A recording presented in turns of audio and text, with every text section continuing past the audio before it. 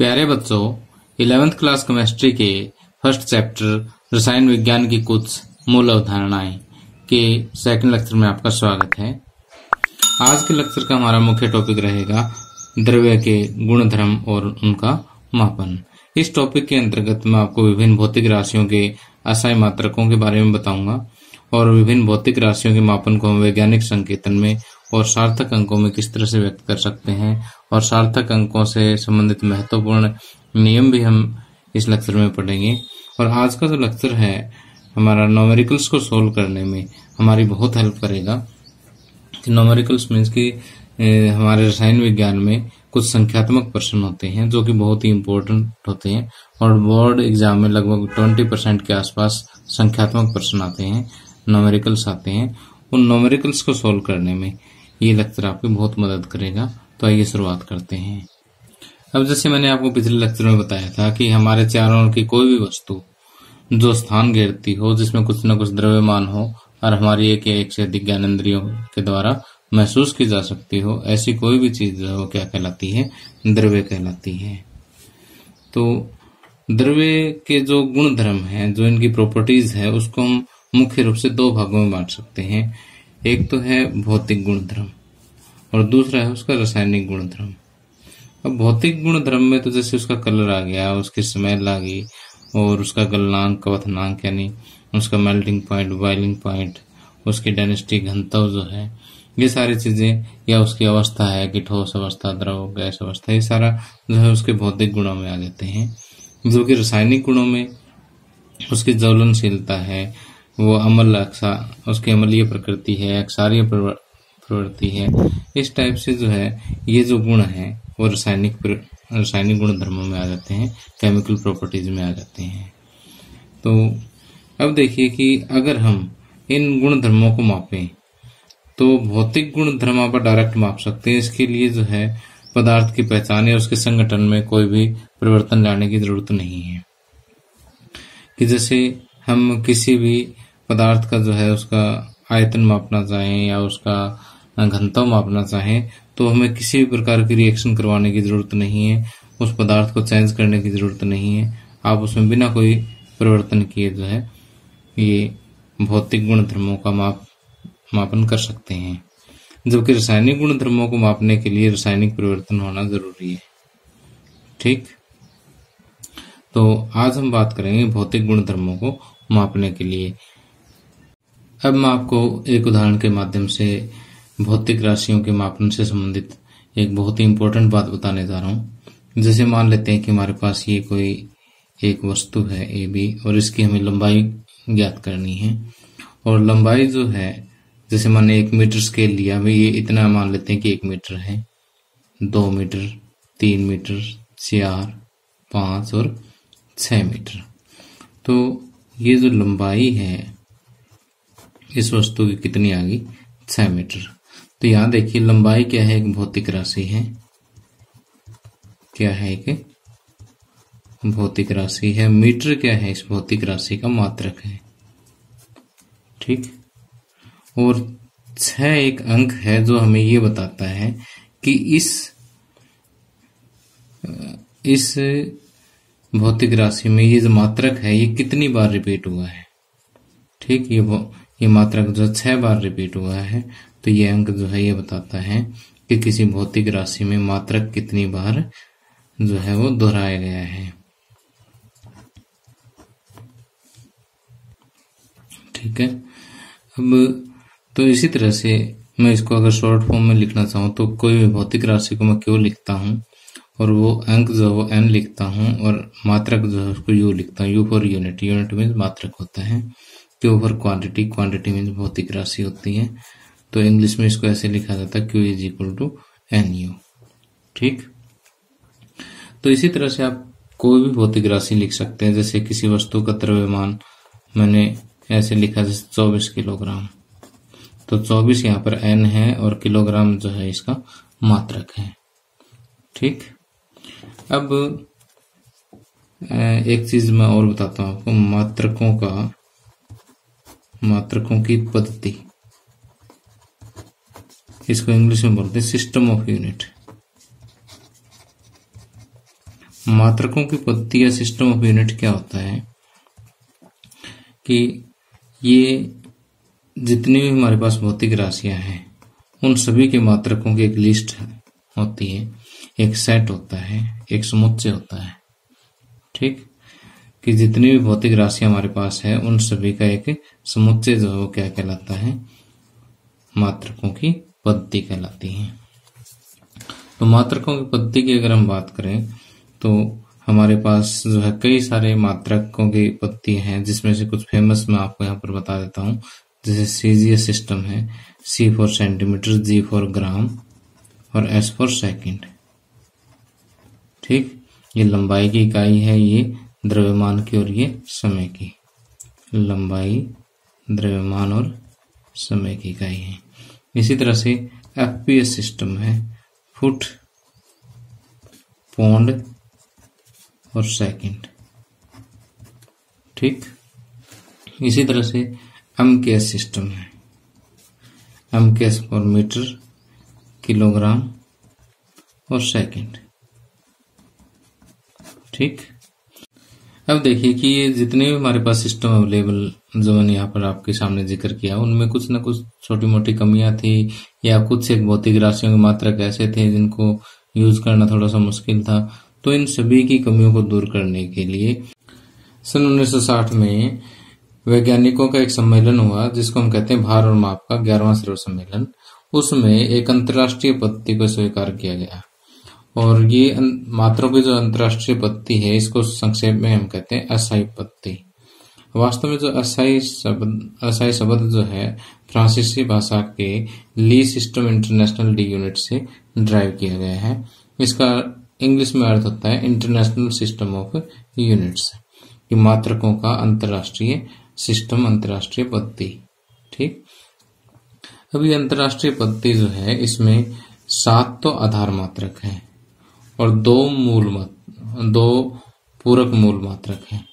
ठीक, क्या बताया मैंने, SI पद्धति में 7 तो आधार मात्रक है और 2 मूल पूरक मात्रक है, और बाकी जो राशियां हैं जैसे गति, आयतन, घनत्व वगैरह, इन राशियों के जो मात्रक है वो इन्हीं से व्युत्पन्न किए जा सकते हैं, जिसमें से कुछ व्युत्पन्न जो भौतिक राशियां उनको स्पेशल नाम भी दे दिए गए जिनको हम आगे पढ़ते रहेंगे।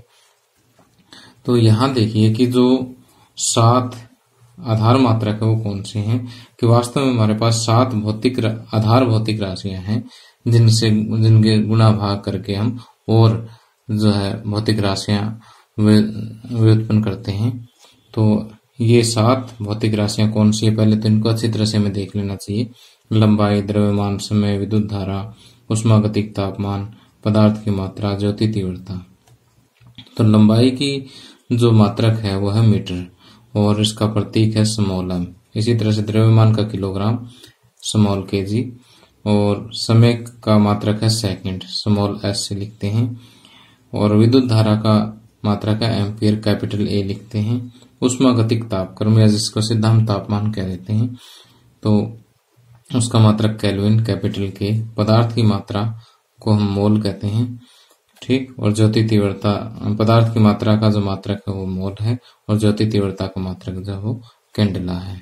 इसी तरह से जो 2 पूरक मूल मात्रक है उसमें से जो कोण का मात्रक जो है वो रेडियन होता है और एक घन कोण होता है, घन कोण का जो मात्रक है वो स्टेडियन होता है। तो आपने ये सभी मात्रक अच्छी तरह से याद रखने और इनके सिंबल याद रखने हैं, और सिंबल जो मैंने यहाँ पर लिखे वही आपने यूज करने हैं। जैसे कई बच्चे क्या करते हैं, सेकंड का सिंबल अगर SEC लिख देते हैं ऐसे, या S लगा करके आगे बिंदी लगा देते हैं, या कैपिटल S लिख देते हैं, ये सारे गलत हैं। ठीक है, आपको जो यहाँ पर बताए गए हैं उसी फॉर्म में जो है सिंबल यूज करने हैं। ठीक है, हाँ, अगर आप पूरा नाम लिखते हो तो आप पूरा SECOND लिख सकते हो, लेकिन अगर आप सिंबल लिखते हो तो SEC सिंबल गलत है। ठीक है, अब आगे आता है SI मात्रकों की परिभाषाएं। अब देखिए कि SI के अंदर जितनी भी परिभाषा दे रखी है, जितने भी मात्रक डिफाइन किए गए हैं वो अच्छी तरह से परिभाषित किए गए हैं, ताकि अब देखिए SI ने जितने भी मात्रक दिए हैं वो सभी अच्छी तरह से परिभाषित हैं।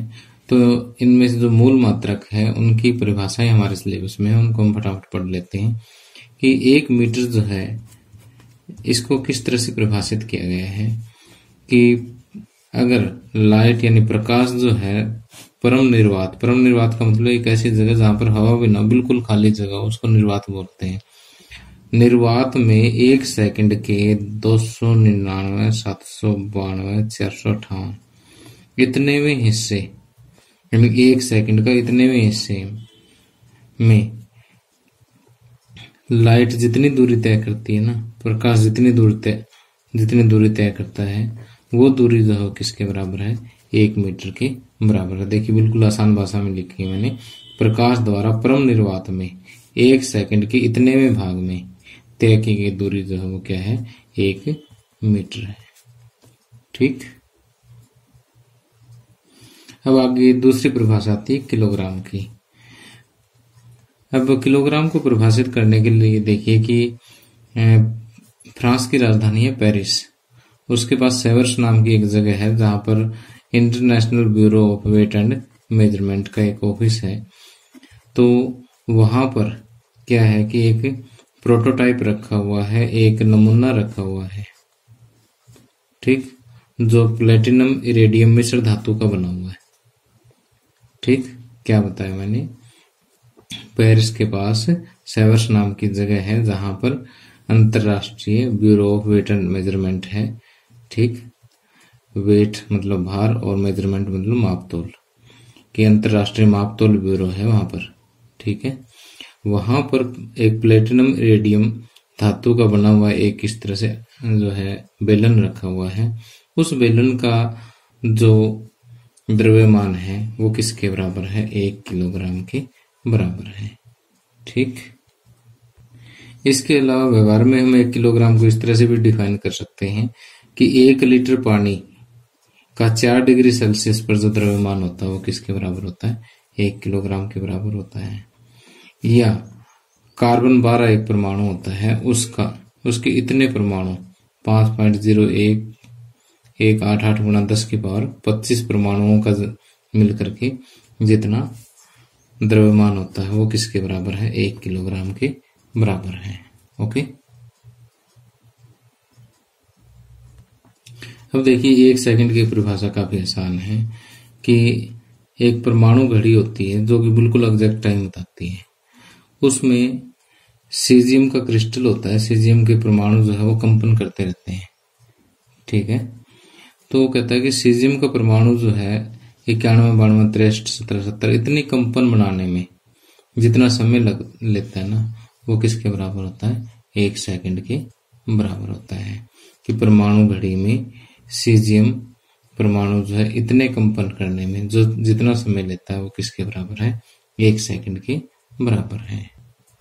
अब आगे 1 एम्पीयर को डिफाइन किया। 1 एम्पीयर को मैं देखिए चित्र बना के समझाता हूँ कि मान लेते हैं कि हमारे पास 2 बहुत लंबे चालक तार है ये। ठीक, और ये काफी लंबे हैं, इनफाइनाइट इनकी लेंथ है, तो इसलिए मैंने आगे डॉटेड दिखा दिए हैं। ठीक, और इनको अगर हम 1 मीटर की दूरी पर रखें, ठीक, और इन दोनों में क्या है कि समान मात्रा में विद्युत धारा जो हम गुजार देते हैं, तो यदि ये एक दूसरे को 2 गुणा 10 की पावर -7 न्यूटन इस बल से जो है, ये अगर इन दोनों के बीच में इतना बल जो पैदा हो जाता है, तो हम ये कहते हैं कि इनमें से जो बह रही विद्युत धारा है वो कितनी है? 1 एम्पीयर है। तो एक बार फिर से देखिए कि हम ये कह सकते हैं कि 1 एम्पीयर वो विद्युत धारा है जो निर्वात में 1 मीटर की दूरी पर स्थित 2 सीधे लंबे और समांतर तारों के बीच में प्रवाहित होने पर प्रति इकाई मीटर मीन्स कि 1 इकाई मीटर में एक दूसरे के बीच में इतना बल पैदा कर दे। ठीक, वो विद्युत धारा जो है किसके बराबर है? 1 एम्पीयर के बराबर है। अब हम बात करते हैं 1 केल्विन की। ये 1 केल्विन जो है वो तापमान का मात्रक है। तो 1 केल्विन की परिभाषा समझने से पहले हमें जल का त्रिगुण बिंदु समझना होगा। ट्रिपल पॉइंट ऑफ वाटर, जिसको हम कहते हैं जल का त्रिगुण बिंदु, क्या होता है कि ये एक ऐसा तापमान है जहां पर जल तीनों अवस्थाओं में ठोस, द्रव और गैस तीनों में एक साथ एग्जिस्ट करता है, एक साथ पैदा होता है। तो आप कहोगे सर ऐसा तो हमने कोई देखा ही नहीं आज तक। तो वास्तव में धरती पर जो दबाव है हवा का वो एक एटमॉस्फेयर का दबाव हम कहते हैं। अब ये दबाव जो है काफी ज्यादा है, इतने ज्यादा दबाव पर ये चीज जो है हम महसूस नहीं कर सकते। लेकिन अगर ये दबाव बहुत ही कम कर दे, ठीक, तब ये स्थिति उत्पन्न होती है, ठीक। और तो अभी आप बस इतना याद रख लीजिए कि 0.01 डिग्री सेल्सियस जो है ना, ये तापमान जल का त्रिगुण बिंदु होता है, ठीक। तो इस तापमान का 273.16वां हिस्सा जो है वो क्या कहलाता है, 1 केल्विन। ध्यान रखना है यहाँ पर 273.15 नहीं करना, 1.6 ही करना है, ठीक। तो जल के त्रिगुण बिंदु के 1/273.16वें भाग को हम क्या कहते हैं, 1 केल्विन कहते हैं। और एक मोल, इसको तो हम काफी डिटेल से पढ़ेंगे इसी चैप्टर में। ये पदार्थ की मात्रा की इकाई है। और जैसे 1 दर्जन का आपने नाम सुना है, 1 दर्जन क्या होता है, 12 चीजों का समूह होता है, ठीक। 12 केले हैं तो 1 दर्जन केले हैं, 12 पेंसिलें तो 1 दर्जन पेंसिलें हैं। तो जैसे 12 चीजों के समूह को हम 1 दर्जन कहते हैं, ठीक उसी तरह से 6.023 गुणा 10⁻23 इतने कणों के समूह को हम क्या कहते हैं, उन कणों का 1 मोल कहते हैं, ठीक। तो वास्तव में कार्बन 12 परमाणु के का अगर हम 0.12 किलोग्राम ले लेते हैं तो उसमें जो है परमाणुओं की इतनी संख्या होती है, ठीक है। और इसको हम आवोगाद्रो संख्या कहते हैं। समझ गए बात को। तो अभी आपने इतना याद रखना है कि इतने कणों के समूह को हम क्या कहते हैं, 1 मोल कहते हैं। और कैंडिला, कैंडिला ज्योति तीव्रता का मात्रक होता है, ठीक। अब देखिए कि कैंडिला को भी एक एसआई के मानक स्रोत के आधार पर परिभाषित किया गया है कि ये एसआई का एक मानक स्रोत है जिसका तापमान जो है प्लेटिनम के गलनांक के बराबर है। जिसका टेम्परेचर किसके बराबर है, प्लेटिनम के गलनांक के बराबर है। इसका एक जगह से मुंह खुला होता है, ठीक। और ये जो खुला मुंह जो है इसका 1 वर्ग सेंटीमीटर अगर हम लें तो यहां से जो ज्योति तीव्रता इसकी होती है ना, उसका 60वां हिस्सा जो है वो 1 कैंडिला के बराबर होता है, ठीक। कि मानक स्रोत का जब तापमान प्लेटिनम के गलनांक के बराबर हो और इसके खुले मुख का क्षेत्रफल 1 वर्ग सेंटीमीटर हो, तब जो ज्योति तीव्रता होता है उसका 60वां हिस्सा जो है वो 1 कैंडिला के बराबर है। अब कई बच्चे कहेंगे सर कि इसमें एनसीईआरटी बुक में तो कुछ और परिभाषा दे रखी है। वास्तव में ये परिभाषा मैंने मध्य प्रदेश के एक स्कूल में, वहां की गवर्नमेंट बुक्स होती थी, अब तो वो चेंज हो गई है। जो पहले जो बुक लगती थी ना, उसमें मैंने डेफिनेशन देखी थी, मुझे आसान लगी इसलिए मैंने नोट कर लिया था इसको, ठीक है। तो ये मध्य प्रदेश बोर्ड की जो ओल्ड सिलेबस की बुक है वहां से मैंने ये परिभाषा ली है, ठीक है। अब देखिए कि एसआई ने एक काम और आसान कर दिया है कि जैसे हमें लंबाई का मात्रक हमें मीटर 1 ही याद रखना है, ठीक। तो अगर मान लीजिए कि हमें बहुत बड़ी कोई वस्तु मापनी पड़ जाए, जैसे कि मात्रक 1 मीटर काफी छोटा महसूस हो, ठीक। तो हम 1 मीटर मात्रक की बजाय कुछ बड़ा मात्रक लेना चाहें तो इसको 10 से गुणा कर दो, ठीक है। 10 मीटर का एक मात्रक बना लो। तो 10 मीटर का जो मात्रक होता है, 10 को यहाँ पर एसआई ने एक स्पेशल नाम दे दिया, डेका, ठीक है। 10 को क्या नाम दे दिया, डेका। तो ये एक नया मात्रक जो बनाएंगे जो 10 मीटर के बराबर होगा उसको हम कहेंगे डेका मीटर, ठीक। अगर हमें कोई और ज्यादा लंबी लेंथ मापनी हो, जैसे मान लीजिए कि हमें हमारे खेत की लंबाई मापनी हो, ठीक है, 3-4 खेत हमारे साथ में लगातार है, तो उसको जो है 100 मीटर का मात्रक बना लेते हैं। अब 100 को भी स्पेशल नाम दे दिया इन्होंने, हेक्टो। इसी तरह से मान लीजिए हमें 2 शहरों के बीच की दूरी मापनी हो, वो तो काफी हो जाएगी, 1 मीटर को 1000 से गुणा कर लो, ठीक है, तो 1000 का नाम इन्होंने स्पेशल दे दिया किलो। ठीक, तो 10 की पावर 2 का मतलब आपको पता है 100 हो गया। 10 की पावर 3 का मतलब 1 के आगे 3 जीरो। 10 की पावर 6 का मतलब 1 के आगे 6 जीरो है।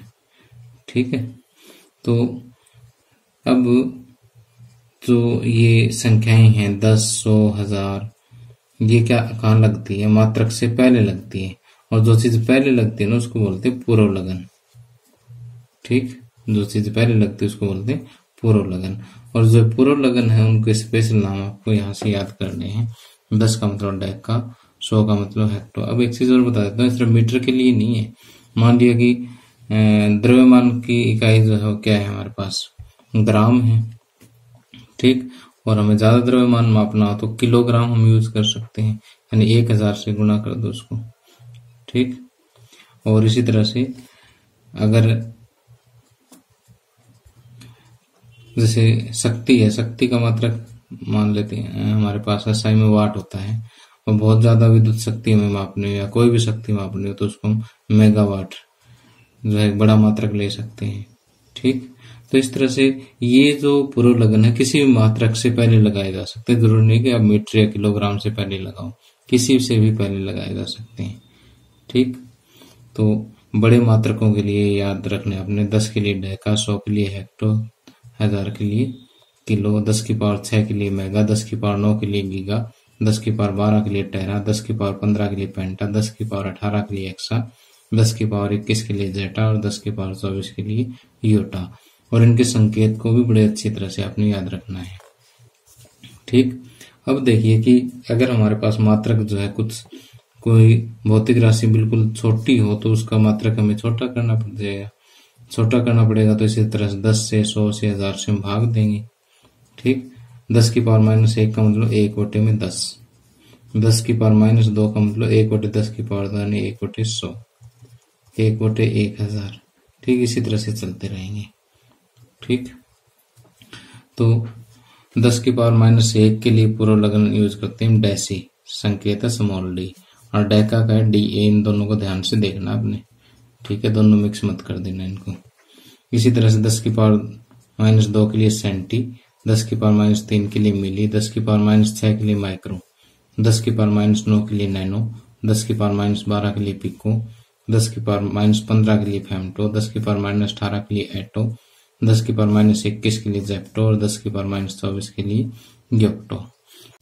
अब आगे नेक्स्ट टॉपिक आ रहा है वैज्ञानिक संकेतन, साइंटिफिक नोटेशन। जो हम केमिस्ट्री में न्यूमेरिकल्स को सोल्व करेंगे उसमें हमारा ये टॉपिक जो बहुत ही हेल्प करेगा। यहाँ पर मैं आपको बताऊंगा कि वैज्ञानिक संकेतन क्या होता है, और वैज्ञानिक संकेतन में लिखी हुई संख्याओं को हम किस तरह से उनकी गुणा कर सकते हैं, किस तरह से भाग कर सकते हैं, किस तरह से उनको जोड़ घटा कर सकते हैं। ठीक है, तो देखिए बहुत ही आसान सा टॉपिक है। इसको मैं आपको एक उदाहरण के माध्यम से समझाता हूँ कि मान लेते हैं कि हमारे पास 2 ग्राम हाइड्रोजन है। कितनी है? 2 ग्राम हाइड्रोजन। अगर उसमें हाइड्रोजन अणुओं की संख्या देखें तो हाइड्रोजन के अणुओं की संख्या इतनी है। ठीक, 6022, और इसके आगे जो है 1 2 3 4 5 6 7 8 9 10 11 12 13 14 15 16 17 18 19 20, इतने जीरो है इसके आगे। ठीक, या तो हमारे पास इतनी बड़ी बड़ी संख्याएं होती है, या फिर कई बार बिल्कुल छोटी संख्या होती है। जैसे एक हाइड्रोजन परमाणु का द्रव्यमान अगर हम देखें तो यहाँ पर पॉइंट के आगे 23 जीरो लग के फिर 166 इतने ग्राम, यानी बहुत ही छोटी संख्या होगी। अब देखिए इतनी बड़ी संख्या और इतनी छोटी संख्याओं के साथ डील करना थोड़ा सा मुश्किल हो जाता है, इसलिए इनको हम एक स्पेशल नोटेशन में लिखते हैं।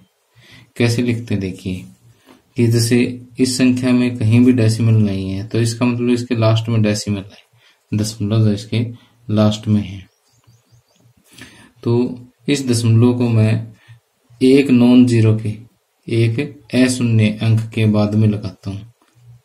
ठीक, यानी एक ऐसा अंक जो शून्य ना हो उसके आगे हमें दशमलव लगाना होता है।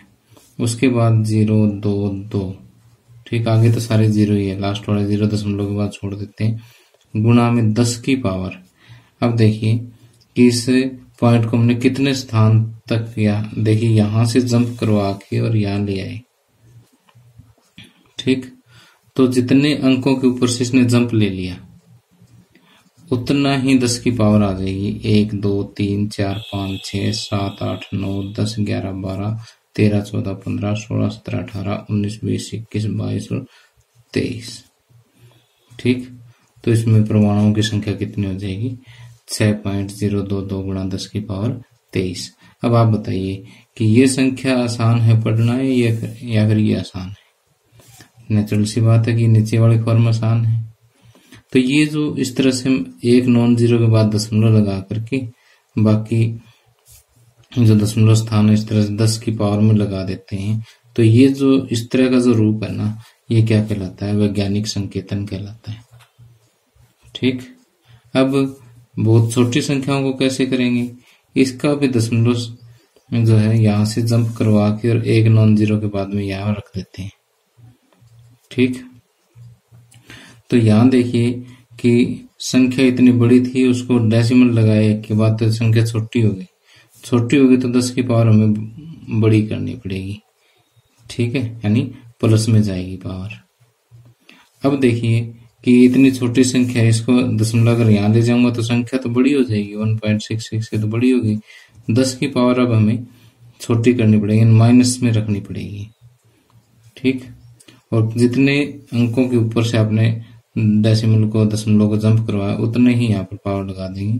1 2 3 4 5 6 7 8 9 10 11 12 3 3 6 3 9 3 12 3 15 3 18 3 21 2 23 और 1 4 24 -24 ग्राम। ठीक, अब ये -24 का मतलब ये नहीं है कि द्रव्यमान नेगेटिव हो गया। द्रव्यमान नेगेटिव थोड़ी ना हो सकता है।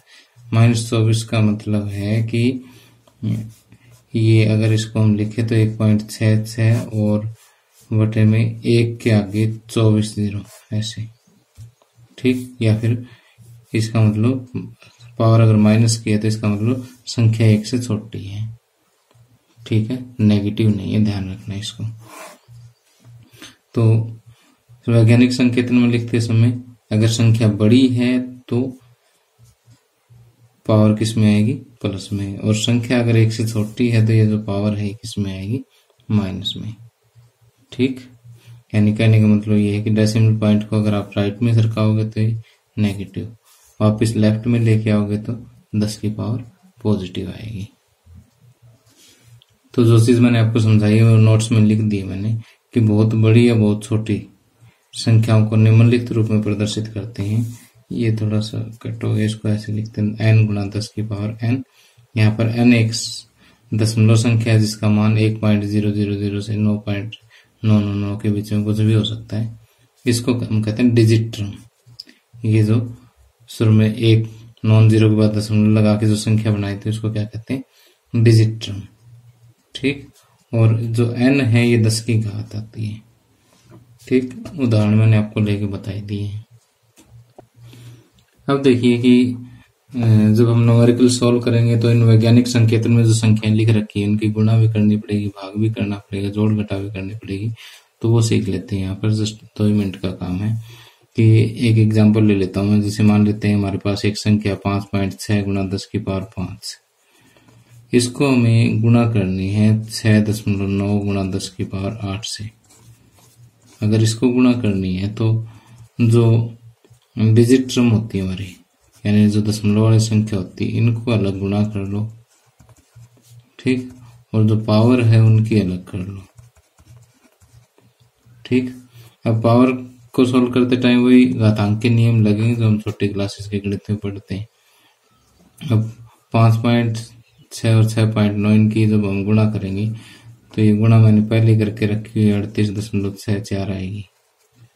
ठीक, और अब देखिए ये 10 की घात 5 और 10 की घात 8। अब देखिए आधार बराबर हो तो घात आपस में गुणा होते समय जुड़ जाती है, तो 10 की पावर 5 + 8 14 हो जाएगी। ठीक, सॉरी 5 और 8 13 हो जाएगी।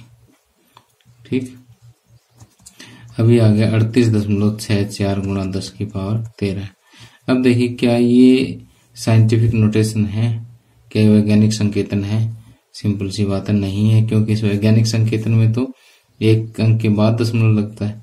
अब ये दशमलव तो हमारा यहाँ आना चाहिए, चलो यहाँ कर देते हैं 3.864। अब दशमलव सरका दिया अपने लेफ्ट में, इसका मतलब संख्या को आपने कर दिया छोटा, तो इधर घात को करना पड़ेगा बड़ा। तो एक अंक के ऊपर से खुदाया तो यहाँ पर 13 की जगह क्या हो जाएगा, 14 हो जाएगा।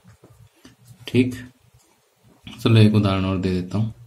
इस बार आप घात प्लस के बजाय माइनस वाले ले लेते हैं, जैसे 9.8 गुणा 10 की पावर -2। इसको हमने गुणा करनी है 2.5 गुणा 10 की पावर -6 से गुणा करनी है।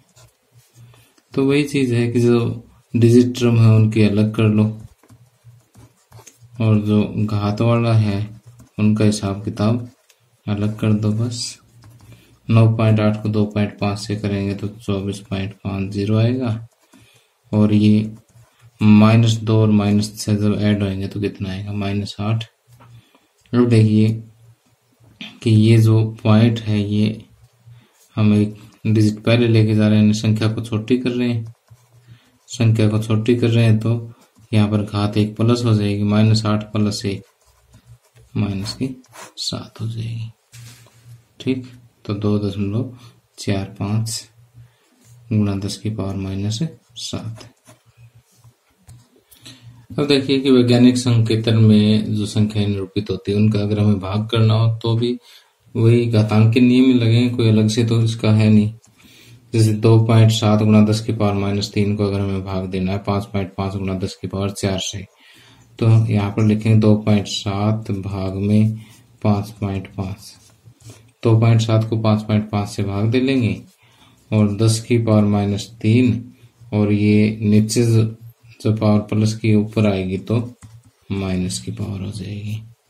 और 2.7 को 5.5 से भाग देंगे तो ये भाग जैसे छोटी क्लासेज में देते हैं उसी तरह से आप देख लेना इसको। ठीक है, 0.4909 आ जाएगा। और 10 की पावर, अब देखिए क्योंकि पावर आप ऊपर ले आए ना, अभी गुणा में होगी तो -3 और -4, जब आधार बराबर गुणा करते समय पावर क्या है, जुड़ जाती है, तो -7 होगी। या फिर ऐसा भी कर सकते हैं कि जब भाग करते हैं तो पावर घट जाती है, -3 में से 4 घटेगा तो -7 ही बचेगा। अब देखिए कि ये संख्या अब भी वैज्ञानिक संकेतन में नहीं है। वैज्ञानिक संकेतन के लिए दशमलव क्या होना चाहिए, एक नॉन जीरो के बाद होना चाहिए, यानी 4.909। यहाँ संख्या को देखिए आपने बड़ा कर दिया तो पावर को घटाना पड़ेगा। -7 में से 1 घटाएंगे तो -8 हो जाएगा। ठीक, अब देखिए कि वैज्ञानिक संकेतन में जो संख्या हम निरूपित करते हैं उनका जोड़ और घटा किस तरह से करेंगे। पहले तो एक सिंपल सा एग्जांपल लेता हूँ कि जैसे यहाँ पर मैंने एक संख्या ली 6.65 गुणा 10 की पावर 4 और 0.895 गुणा 10 की पावर 4। तो यहाँ खास बात क्या है कि मैंने जो 10 की घात वाला जो फैक्टर लिया इसमें दोनों का सेम घात वाला ले लिया। ठीक, अगर ऐसी घात सेम है ना तो हम क्या है, इसको कॉमन ले सकते हैं। 6.65 प्लस में 0.895 गुणा 10 की पावर 4 कॉमन आ गया। इसका सीधा जोड़ कर लो बस। 6.65 और 0.895 ऐड करते टाइम दशमलव की सीधे में दशमलव आता ही है। 9 और 5 14, 7 और 8 15 और 7, तो ये आ गया आपका 7.545 गुणा 10 की पावर 4। ये देखो ऑटोमेटिक साइंटिफिक नोटेशन में कोई चक्कर ही नहीं है। ठीक है, अब मैं आपको एक एग्जांपल और देता हूँ। जैसे 2.5 गुणा 10 की पावर -2, इसमें से मान लिया मैंने घटाना है 4.8 गुणा 10 की पावर -3। घटाया जोड़ के लिए नियम सेम ही रहते हैं, कोई अलग नहीं है। ठीक है, अगर यहाँ माइनस का निशान होता तो यहाँ माइनस कर देते बस। ठीक, तो अब मैंने जो ये उदाहरण लिया ना, इसमें क्या है कि सर 10 का जो घात है ना ये अलग अलग है, तो अब इसकी घात हमें बराबर करनी पड़ेगी। जब तक हम घात बराबर नहीं करते ना तब तक बात बनेगी नहीं, तब तक हम कॉमन नहीं ले पाएंगे। जैसे यहाँ 10 की पावर 4 सेम था, कॉमन ले लिया था, यहाँ कॉमन कैसे लेंगे जब तक बराबर नहीं करेंगे। तो अब देखो कि 2.5 गुणा 10 की पावर -2 है, और इसको जो है मैं 10 की पावर -2 कर देता हूँ, यानी 1 प्लस कर दिए इसमें।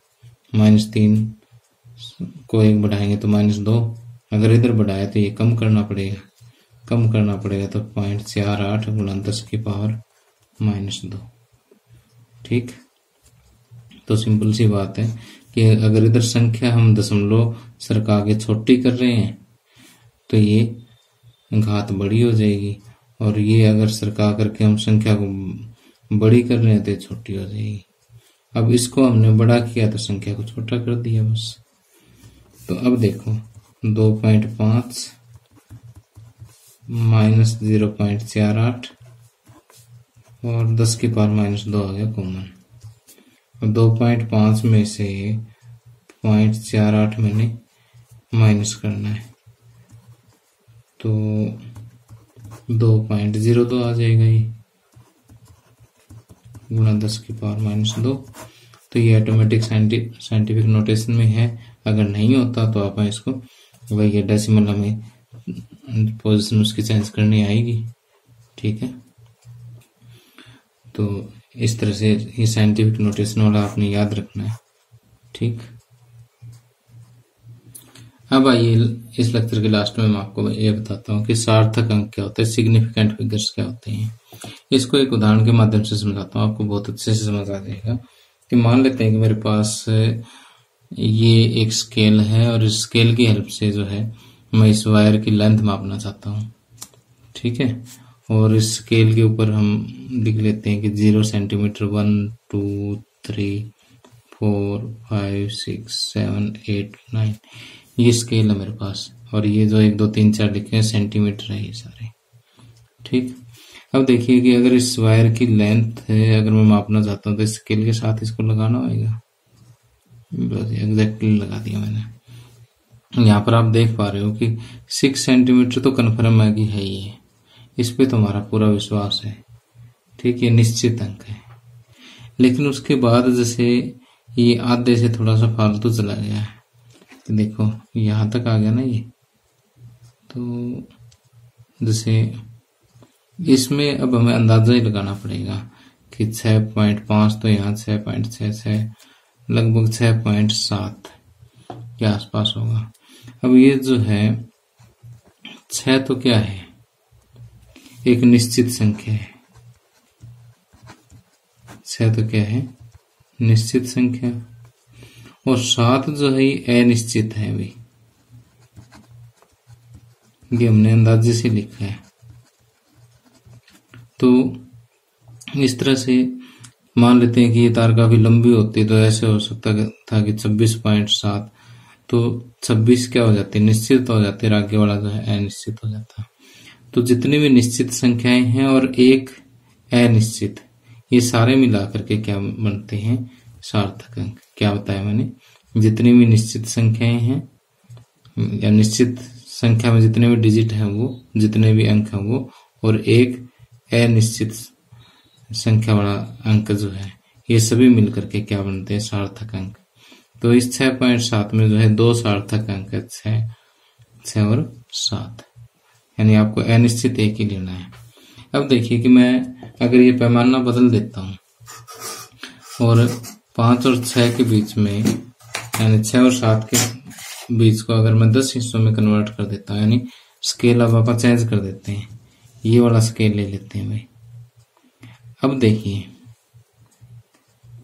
इसको ध्यान से देखो आप, ये अपन निशानियां लगाया था ना, इसी को ले लेता हूं मैं।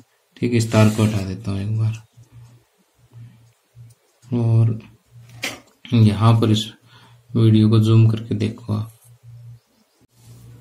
अब यहां से देखो कि ये 6 आ गया, 6 पॉइंट, ये बड़ी लाइन आपको पता है 5 की होती है, 6.1 2 3 4 5 6 और 7, 6.7 तक तो बात ठीक है भाई, बिल्कुल कन्फर्म है। अब अगले का अंदाजा लगेगा कि 6.7 और 8 के बीच में है, तो लगभग 6.75।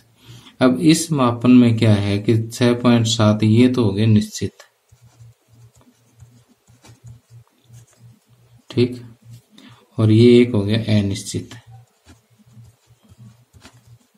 तो इस मापन में सार्थक अंक कितने हो गए? 3 हो गए। ठीक। तो देखिए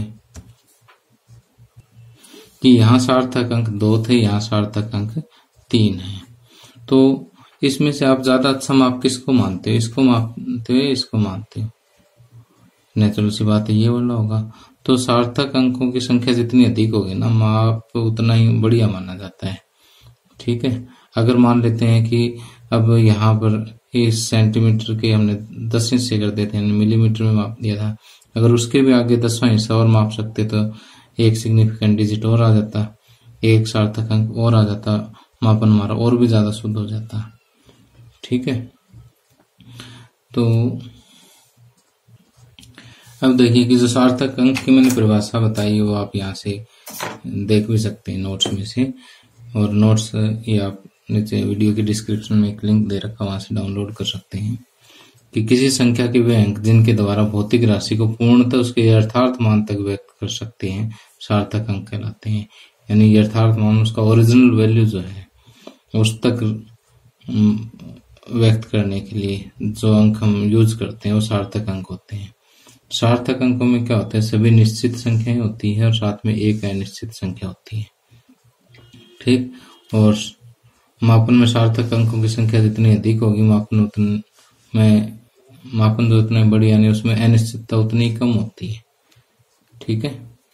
अब एक मोस्ट इम्पोर्टेंट चीज आती है कि सार्थक अंकों को निर्धारित करने के कुछ एक नियम हैं, और ये नियम बहुत इंपॉर्टेंट है, ध्यान से देखना, ये आपके फिजिक्स में भी काम आएंगे। कि अब नॉन जीरो का तो कोई चक्कर नहीं है, गैर शून्य नॉन जीरो यानी जो जीरो ना हो, वो तो सारे सार्थक होते हैं, किसी को पूछने की जरूरत ही नहीं है। अब जैसे 285 है, इसमें 2, 8, 5 तीनों ही सार्थक है। 0.25 है, इसमें 2 और 5 दोनों ही क्या है?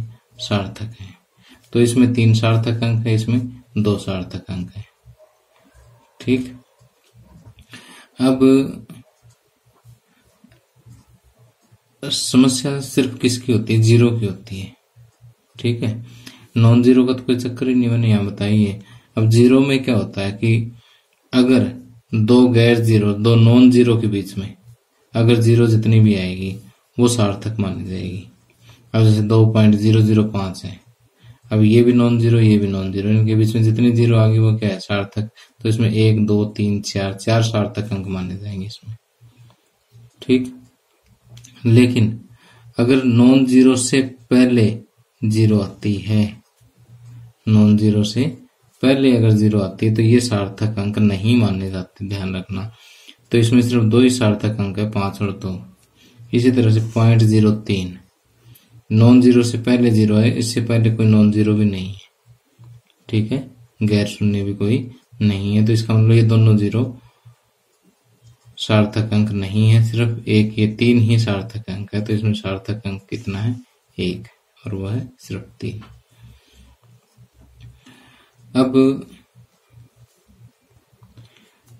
देखिए कि मैंने आपको जीरो के बारे में क्या बताया कि नॉन जीरो से लेफ्ट में जितने भी जीरो है वो सार्थक नहीं मानी जाती, लेकिन अगर 2 नॉन जीरो के बीच में जीरो आ गई तो वो सार्थक है। ठीक। और अगर नॉन जीरो के राइट में भी अगर जीरो है तो वो सार्थक अंक नहीं है,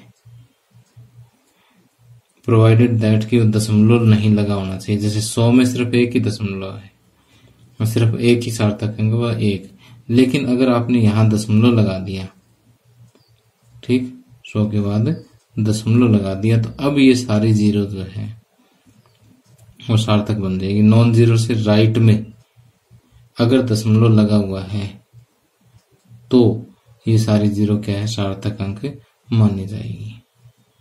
ठीक है।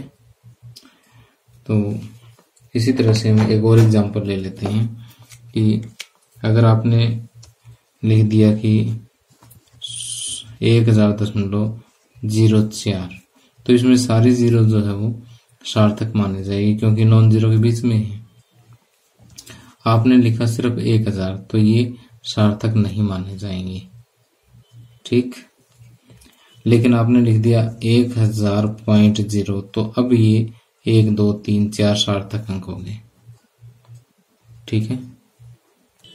और अगर एक सार्थक अंक के लिए हम वैज्ञानिक संकेतन लिखते हैं तो 100 को हम ऐसे लिखेंगे 1 × 10⁻²। अगर मापन में 2 सार्थक अंक हैं तो 100 को हम कैसे लिखेंगे? अगर ऐसा है तो इसको लिखेंगे कि 1.0 × 10⁻²। ठीक। अगर मापन में 2 सार्थक अंक है तो उसको लिखेंगे 1.0 × 10⁻²।